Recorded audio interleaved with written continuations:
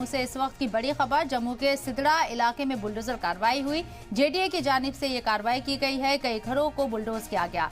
कार्रवाई के मौके पर भारी पुलिस एहलकार मौजूद रहे। मकामी लोगों पर इंक्रोचमेंट का इल्जाम है और उसके खिलाफ ये बुलडोजर एक्शन होता हुआ नजर आया है। बुलडोजर कार्रवाई की मकामी लोगों ने मुखालिफत की है। तस्वीरें आपको दिखा रहे हैं। कई घरों को बुलडोज कर दिया गया है, जहां मकामी लोगों में काफी गुस्सा भी है। मुखालिफत वो लोग इसकी कर रही हैं, लेकिन इंतजामिया का कहना है कि इंक्रोचमेंट किया गया था, इसलिए इसे बुलडोज किया जा रहा है।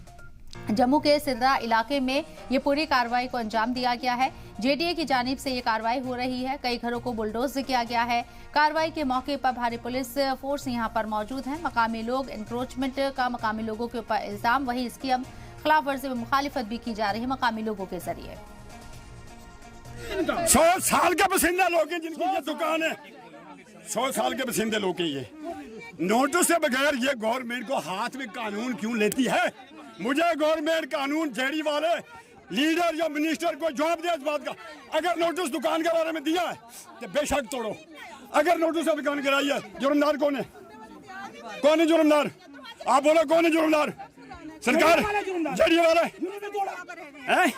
100 साल के 150 साल से मैडम जी 150 साल है। ये नहीं है, काल के शरीक लोग नहीं है। 150 साल के यहाँ के बिशिंदे लोग हैं, मालकिया जगह है इनकी। अगर मेरी बात सुने मैडम जी, ये दुकान एक दिन में तो नहीं बनी, एक दिन में तो नहीं बनी। इसको कम से कम 3 महीने लगे। लेंटर डाला, चलाई किया, सब कुछ किया। कहाँ के जड़िया वाले? आपको किसी तरह का नोटिस? कोई नोटिस नहीं मिला हमें। अगर नोटिस मिलता तो हम तोड़ दें। रवि हमारे नुमाइंदे हमारे साथ